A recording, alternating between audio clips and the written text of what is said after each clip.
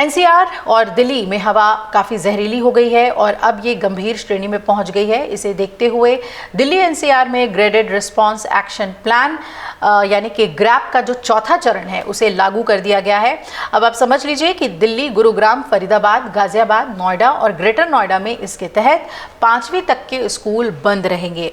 वहीं 10वीं और 12वीं को छोड़कर स्कूल में बाकी की कक्षाएं जो हैं वो हाइब्रिड मोड पर चलेंगी। इसके अलावा राजमार्ग और फ्लाईओवर समेत सार्वजनिक और निजी निर्माण और जो विध्वंस की गतिविधियां होती हैं, बिल्डिंग्स को गिराने तोड़ने की, उन सभी पर पाबंदी रहेगी। दिल्ली में जो गैर ज़रूरी सामान लाने वाले ट्रक्स हैं उनके प्रवेश पर भी रोक लगा दी जाएगी। सिर्फ जो अति आवश्यक चीज़ें हैं उसे ही लाने की अनुमति होगी। वही मौसम के प्रतिकूल परिस्थितियों पर शांत हवा की स्थिति के कारण दिल्ली में 24 घंटे का औसत जो वायु गुणवत्ता सूचकांक AQI सोमवार को शाम 4 बजे 379 था। रात को 10 बजे ये 401 पर पहुंच गया, यानी कि गंभीर श्रेणी में पहुंच गया। और इसके साथ ही जो केंद्रीय वायु गुणवत्ता प्रबंधन आयोग है उसकी उप समिति ने आपातकालीन बैठक बुलाई, जिसमें दिल्ली एनसीआर में तत्काल प्रभाव से ग्रैप 4 की पाबंदियां लागू करने का फैसला लिया गया। आपको बताएं कि CAQM ने AQI 350 के पार होने पर शाम 6 बजे ही ग्रैप 3 लागू करने का निर्देश दिया था। अब क्या क्या पाबंदियां हैं जो लागू रहेंगी, आपको वो भी बता दें। ग्रैप 4 के तहत तो कारखाने, निर्माण कार्य, यातायात पर कड़ी पाबंदी रहेगी। दिल्ली में ट्रक, लोडर समेत अन्य भारी वाहनों के प्रवेश पर भी पाबंदी रहेगी। सभी तरह के निर्माण और तोड़फोड़ के काम पर प्रतिबंध रहेगा, बैन रहेगा सब कुछ।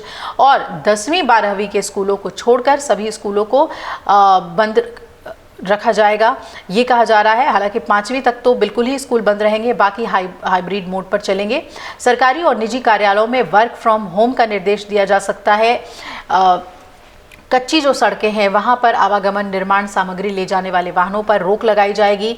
खुले में कचरा जलाने पर पूरी तरीके से बैन होगा। पॉलीथीन और प्रदूषणकारी जो चीज़ें होती हैं उसके उपयोग पर भी प्रतिबंध रहेगा।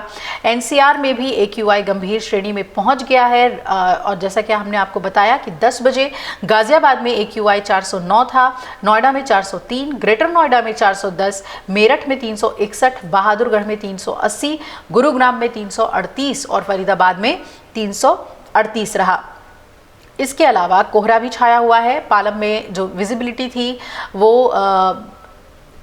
1100 और सफदरगंज में सिर्फ 700 मीटर रही। और वही जो डिसीजन सपोर्ट सिस्टम है उसके मुताबिक वाहनों से होने वाले प्रदूषण की हवा में 18% रही। और दिल्ली में ट्रकों के प्रवेश पर इसी वजह से रोक लगाई गई है। केवल जो ज़रूरी सामान लेकर आने वाले ट्रक हैं उन्हें ही LNG, CNG और इलेक्ट्रिक ट्रकों को आने की अनुमति भी रहेगी। प्रदूषण फैलाने वाले ट्रक, वाणिज्यिक 4 पहिया वाहनों पर भी प्रतिबंध रहेगी। और दिल्ली में पंजीकृत मध्यम और भारी डीजल माल वाहनों पर भी प्रतिबंध रहेगा।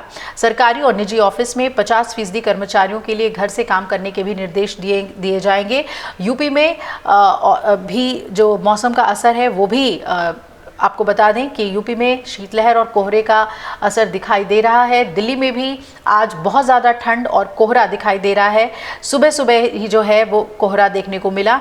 मौसम विभाग ने 32 जिलों में कोहरे को लेकर यूपी में येलो अलर्ट जारी किया है। और अनुमान यह है कि 3 से 4 दिनों के दौरान जो न्यूनतम तापमान है और अधिकतम तापमान है उसमें थोड़ा उछाल आ सकता है। हालांकि उम्मीद है कि दिसंबर महीने के अंतिम हफ्ते में पूरे उत्तर प्रदेश में ठंड और शीतलहर का कहर जो है वो काफ़ी हद तक देखने को मिलेगा और राजधानी में भी कुछ ऐसी ही स्थिति बनी रहेगी। तो ठंड और कोहरा, इन दोनों के मद्देनज़र ही आप अपना ख्याल रखें और सड़कों पर भी खास सावधानी बरतें अगर आप कोहरे के दौरान ड्राइव करते हैं तो। अगर आप ये वीडियो YouTube पर देख रहे हैं तो हमारे चैनल को सब्सक्राइब कर बेल आइकन दबाएं और Facebook पर देख रहे हैं तो हमारे पेज को लाइक करें। 8 मिलियन प्लस सब्सक्राइबर, आपके इस भरोसे के लिए बहुत धन्यवाद।